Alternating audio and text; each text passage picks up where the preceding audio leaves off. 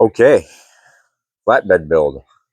This has been in the background of a few videos, and it has been kind of a hit. A lot of folks have wanted to know a lot more about it. So I am going to do a video for you on it. Now, this right here, there's lots to cover here. I I shot this video once before, and I realized, you know what, I got to put some order to that. So here's what we're gonna do. We're gonna cover it. We're gonna cover this stuff. Okay. Here's everything we got to cover. Now, I can jump in and explain how to do each one of these, but man, I'm learning there's lots of videos here that need to be done. So we're going to go ahead and cover all of this stuff for this unit. I had to reorder the order here and move this up here. So we're going to go ahead and do this. So for those of you who are new to the channel, I have, other videos there, and, we've been manufacturing up here custom campers here in Alaska for 54 years. And, this is just what we do here. But a lot of folks have gotten into making their own campers DIY, and, this stuff can be done by you. For us, this is just what we do. We have been doing it for a long time. We're good at it. So we decided to start educating and helping. So anyway, let's kind of go through this whole thing and try to break it apart. I've learned that this video is going to take some time. So if you want to skip through to the different sections in this video, go ahead and do that. And it's messy in here because we're building it. But this is what things look like. They're not always crisp and clean and pretty like on Instagram. So let's get into it here. Okay, plumbing. That's the first thing on my list. But I think we should look at the layout here. So whenever you're doing a build, this is kind of the point. You got to start at the end. You got to start at the lake. You got to get out at the lake, and you got to be like, okay, so if I'm going to be hanging out outside, then what do I want to be able to see? If I want to be out parked next to a lake or in the desert or something, what do I want to be able to see? So let's say you're sitting right here. You're seeing everything. Except for him. He's not going to be there. Anyway, so right here, right? And then you kind of go into the bathroom here. That's the shower stall. And then nice big bed. And then kind of try to be drawn back outside there because you got the window. So that's kind of the idea, right? So they're in here working. So we're gonna work in between them. Okay, so that's the basic layout there. This is gonna be the refrigerator, right? Then you're gonna have a nice big sink here, a stove here, and the range hood there. Then you got two nice big benches. This is 40 inches wide, so you can sit in there and with two people on each side, right? And then it folds out into a 6'3" bed, so a pretty decent sized person can sprawl out there, and it's almost the size of a twin mattress, right? So nice and big there, but then you're still feeling like you're outside. Okay, so that's kind of the idea behind the unit. Then this is nice and wide between here and the bathroom, so that a couple of people, someone can stand there and cook, and somebody can pass them and still open the door and get in without, disrupting too much, where you're doing the shuffle next to each other. So that's the idea of the layout, right? But then let's get into the plumbing. So right here, the spec on this unit is it's got to be 4-season, right? Now that means that you've got to be able to use it in the middle of the winter or in the cold or whatever with the water in the system. That does not mean that you're going to be able to park the thing with the water in the system and it's not going to freeze up, right? We can get into definition of 4-season later. But basic features that it has, it's got the shower with a sink in here. It's going to have a cassette toilet. This is 38 gallons of fresh water. Then you're going to have another gray tank over here. Why are the gray tanks split? This has no black water tank in it, only gray water tanks. The reason why they're split is because you're gonna pick up 20 gallons there. I think it's 25 gallons there, and you're gonna pick up another 19 to 20 gallons there.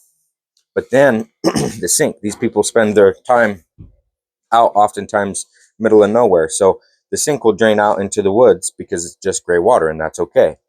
But then when you're in a campsite, obviously you gotta trap your water. You don't want to be being disrespectful. So you got your sink gray water tank there. And then this one here. Why are they split? Well, because in a flatbed build, you cannot put a raised floor. Well, you can put a raised floor, but you're bringing your center of gravity way too high, because a flatbed is a lot higher, about by 8 to 10 inches higher than a typical truck bed on the floor. So you got to think about that. So that's the basics on tanks. We won't open up a can of worms there, but that's the tanks. Then the plumbing.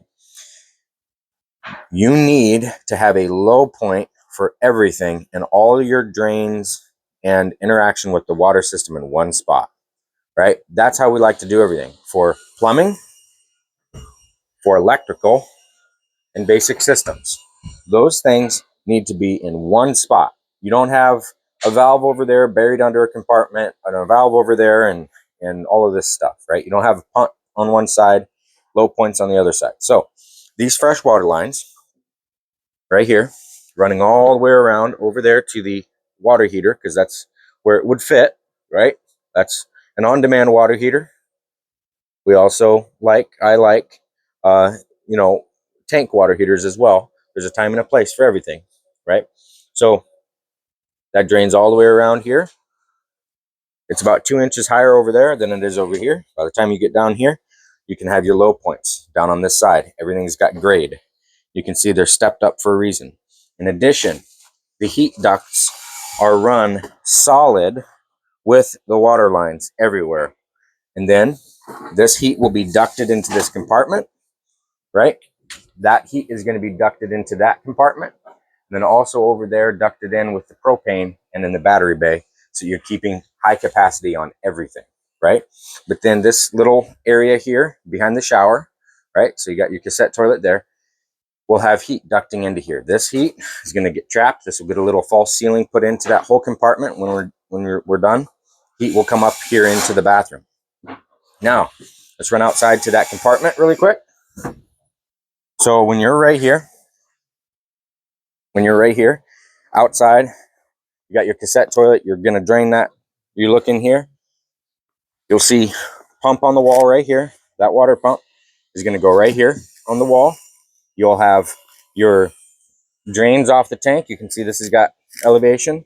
This is going to be an aluminum pan right here to where it drains out when you are if you get water or anything in there, it's got grade and it's going to drain out and it will go outside, right? If any water gets in there. Then you're going to have your blade valves and everything for your tanks right here. And then your winterizing kit and everything all said and done. Well, there you go. There's the pan. That's going to go right in there. Boom. And then this threshold for this door is going to go underneath it. Everything is going to be sealed up nice. That way, this always drains out. Very clean install. Nice, Josh. Good job. Then, these folks absolutely do not like tank sensors. And so, this compartment will also be lit so that they can see what the tank levels are at. They can see all 3 tanks visually, no sensors. All right, next. And, you know, you can put sensors in. We do it plenty of times. It's just everybody has what they would like to do, and that one's a smart one to delete. Let's go to the electrical system.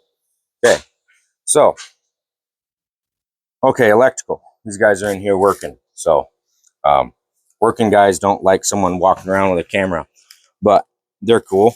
So anyway, we got our main battery disconnect right here. That turns everything on and off in the unit. Tried and true components. So lots of electrical systems. And guys, we're going to get into all kinds of stuff here, and we can get into the intricacies. But our approach here is solar, power converter, Rico, jack control, a switch here for the inverter to go between, so where you can shut off some outlets, turn on others. That way you don't overpower, overload your inverter. Then your breaker bank for all your different higher amperage 12-volt distribution, and then your inverter main breaker.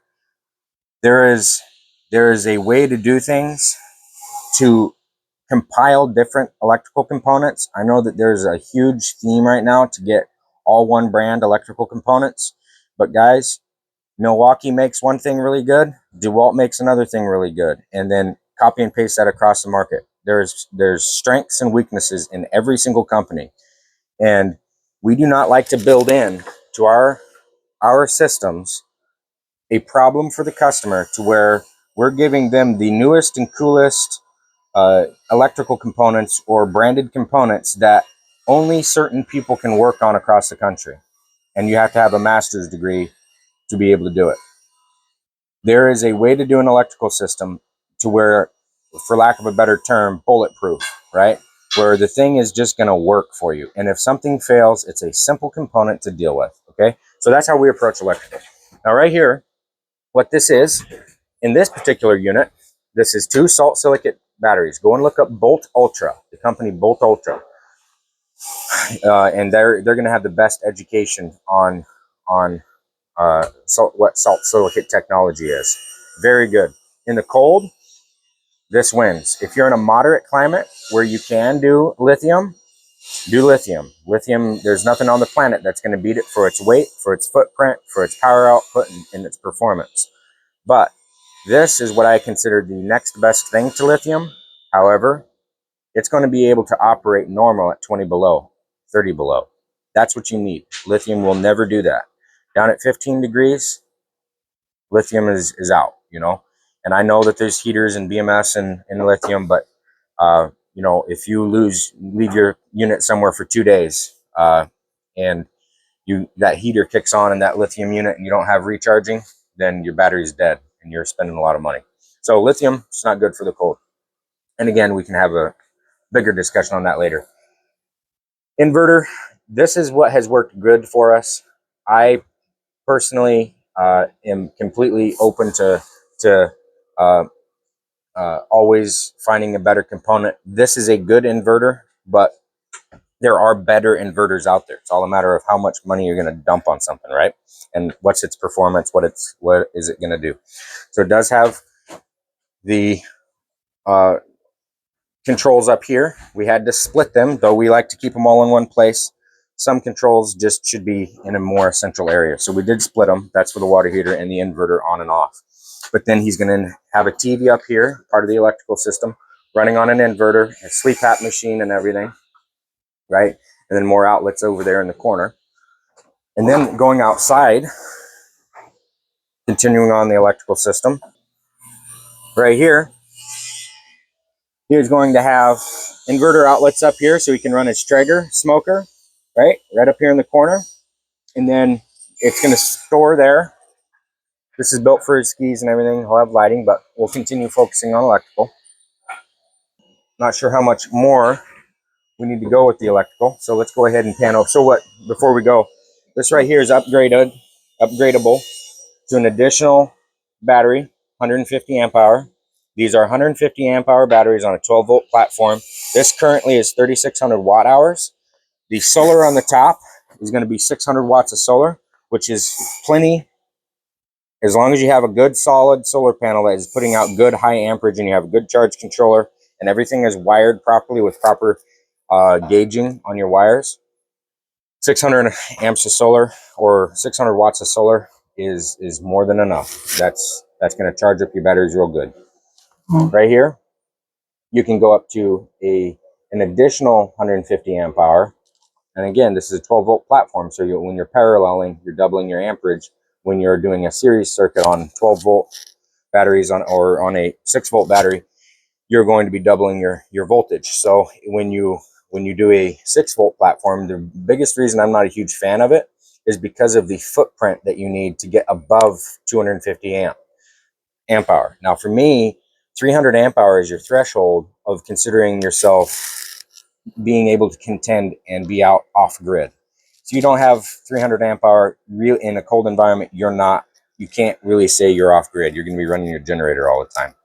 So this right here, that's where 6 volt falls from its pedestal there. So I like being able to take 150 amp hour, 150 amp hour, 150 amp hour, and 150 amp hours equals 1800 watt hour on a 12 volt platform. Okay, so that's the electrical system. Solar panels will be up there above the bed on the roof. 1, 2, 3. All right. Let's check our chart, see what's next.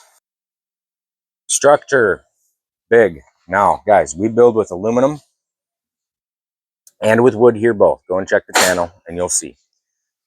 Aluminum and wood. There is a time and there is a place for everything. Okay? There's a time and a place. Wood is still very superior when it comes to this type of an application. Okay? So, right here, someone asked about cantilevers. They caught this in one of the videos, and so here it is. We're going to cover that. Look at this cantilever. You want your cantilever to be 2/3 the length going back this way. You want it to be 2/3 the length as this one, as the length going out, hanging in the middle of nowhere, so that it can maintain strength. Then you want a transfer stick, right? Sending the strength or the weight up to the top, and then it transfers into that top strap. Okay? Very strong wall. It's going to handle the bouncing and beating and rolling down the road. But when you frame, you need to frame your joints tight to where you can't slip a piece of paper between them at all. And in some cases, most, I should say, you can barely see the joint, right? Now on the other side, this is a little different. On this side, when you're designing a unit, there's times where you just cannot get all of the specs needed and meet the perfect structure requirements. So in this case, you can see this joint is broken by the refrigerator. That's a huge, by definition, this is a nightmare. Okay? This is not how you build. This is how you do it. You transfer it. If it didn't have this top strap, and I cannot tell you how many units look like this on the road when we peel them apart in the repair side, and they have no top strap up here. It's insane. Like the thinking behind the engineering baffles me. So when you transfer to the top strap up there, you got to carry it even further to the back than your 2/3 requirement. Okay. Right here, your stringers transferring the weight and holding this and carrying it from the top need to be reinforced, and they need to be tight. Right. So that's how you do that. Is you have a top strap, and then you have it screwed nice and solid into your roof line. Okay. Very important there. So that's how that's done. And I hope you found an answer in that one, the gentleman who was asking. But then this box, this is a fully aluminum box inside here. This is 89 inches long for skis. And then you got your Traeger here. It's going to be about this tall, so the skis can go up on the top. Put some ski hangers on the top of this. Then it's going to have L track and everything in there, right? But then we'll continue on talking about structure. Well, I'm not going to tell you exactly how to build this in this video, but showing you what this is. You gusset your basic points in the corner. Let your structure move and tweak. Let it move. They're metalling this today, so that's why I'm getting this video done here. But let your structure move and tweak and twist in the right areas. You want to reinforce any corner points so that the corner doesn't rip itself apart and destroy sealants. But then in the field, let the structure move. Don't build a structure that cannot move, because you're going to deal with stress cracks. You're going to deal with failures in areas that are going to break the unit down, and you don't want that. Okay? You don't want that at all. So right here, the roof, insulation value here in the roof. This here, let's go over to this one. This is an easier one to show. This here is our roof. There's no framing in it. Okay? On every joint, we have a little carrier stick to keep the paneling together, just in case it wants to break loose. Then right here on the joints for the foam, because these are 4x8 sheets, you've got in between them thin 030 sheeting that does not carry all the way through. It's stood on edge, right? Tight in between both of these sheets. Then on top of that, you have on the top of the roof, you have stagger panel, bonded 3/16 or 1/4 inch Luan. So you end up with 1/2 inch on the top. This roof can handle over 1,200 pounds of a snow load, right? And more than that. And it's a very light roof with a very high R value. Okay, incredibly strong. I can't even make that roof flex. Okay, So very strong way to do a roof. That's how we do it. That's where your heat is trapped. Okay, so very high R value to that. Okay, now since I'm talking about the roof, that's structural. So that keeps this entire unit together, and it transfers a lot of that movement into the walls when there is movement. And just a very solid way to do a roof. We've been doing our roofs this way for about 10 years now. And that method just works really good. So let's go over here. Diving in to insulation. Now, we build, I'm going to make this clear. We build in Alaska. We have built multiple different types of insulation methods with multiple different types of insulation methods in the past. And guys, there is such a thing as too much. Okay? If everything was, if you focused on one aspect of a build, and you're trying to put all of this together, if you focused on one thing, and if my only goal was insulation, this thing would be a sip all the way around. But something happens, and I am going to end up doing another video. It's going to be linked here at the end of this video. Maybe I'll throw it up here in the top corner as well. But, and it's going to show you the differences with fastening and why you don't necessarily want to make this entire unit a sip. It will rip itself apart, right? If this entire wall was a structural insulated panel, there's no movement in that wall. There's no ability to screw to it. There's no, the cabinets are going to be super weak on the inside. There's all kinds of stuff. And then you run into, am I going to take this thing to Antarctica and live in it there permanently? And in that case, I need 6-inch thick walls, right? So you have to ask yourself, what region am I in? What type of abuse and demand am I going to put on this unit? What do I need out of it? And then all of a sudden, you don't need a 3-foot thick insulated wall, right?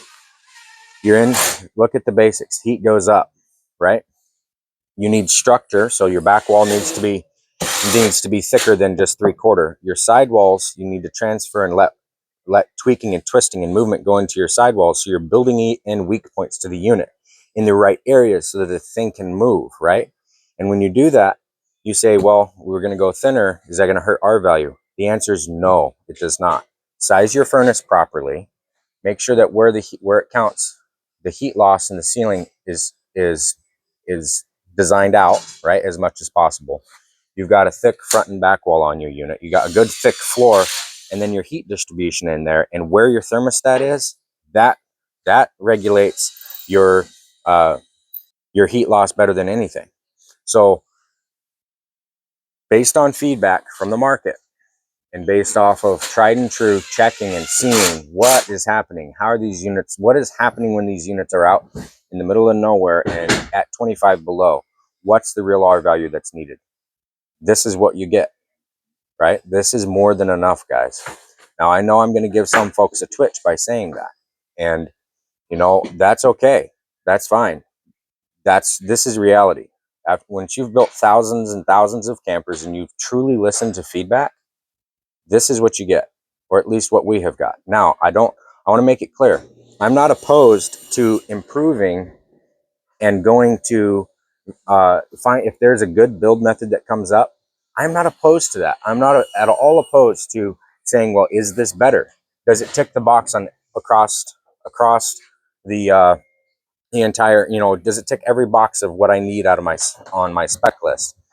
And if it ticks each box, how good is it? If you looked at a bar chart and you said, well, from on a scale of 1 to 10, here's how good it is in this area, and in this area, and this area, and this area. Every build method is going to have pros and cons. When you run the cost benefit analysis and you run it across everything, it's going to have pros and cons. Every single build method, whether it's aluminum, steel, wood, structural insulated composite panels, it doesn't matter. Every one of them has a pro and a con. So I'm going to make a video on that one in particular, showing that, and I'm going to build a bunch of samples for you, run fasteners into them, and show you what happens with them when you do certain things. Okay, so if you do a good job with this type of a structure, you're going to have a better unit than 90% of the campers out there. Period. That's just the truth. All right, so that's structure and insulation. What does our chart say here? Mounting right here. this is a good question. How do you mount a flatbed camper? Okay. Well, there's several different ways to do it. In this case, you almost have to wait to the end for me to show you the final. But this corner is going to have a jack bracket about here, and then it's going to have mounting points in here. And I know where they're going to be at, but I have to go and look at the truck to actually show you in the video. But literally, it's just turnbuckles tying down to the truck bed itself. And he doesn't necessarily want bolts. But if you're going to do bolts, you're going to do something like this, right? You go inside, good solid into your floor. You want to build a cornering gusset somewhere in here, right? That is tied on each end of itself. Don't just put a square block in the floor and think that's going to hold it. You have to tie it on each end with good fasteners on each end, right? Similar to this, but I would do a nice thick gusset, and you can reinforce with steel in that case or with aluminum, but wood is more than enough, right? For if you're going to do a build like this, okay? Tie it into each corner, and then on the truck itself, you can do it very similar. We tend to, if we're going to do that, you modify the bed, okay, of the truck. You weld in gussets in the corners or wherever you need them for bolting up. And then 4 bolts is enough. You can do 6, but 4 grade 8 half-inch bolts will hold that camper on there. But six is ideal, and 6 is more than enough. But you have to be bolted into a steel gusset. Okay, I think that's it, guys. We can go through the basic spec list of this whole thing later, but that was a excuse me, a bit of a video. And this is, there will be a build series on this, but again, there's a lot. This could be a precursor. There's so much to cover. We'd be talking for hours, but in this case, we had 20 minutes, well, 27 minutes, and we got everything covered there that I think we needed to for this build for now. And then they're going to be skinning this today and continuing on rolling. And yeah, I'll probably do another video here pretty quick. Not probably, I will, on this as we're going. Oh, sheeting. I'll do a video on sheeting for you. All right, guys. Catch you on the next one. Thanks for watching.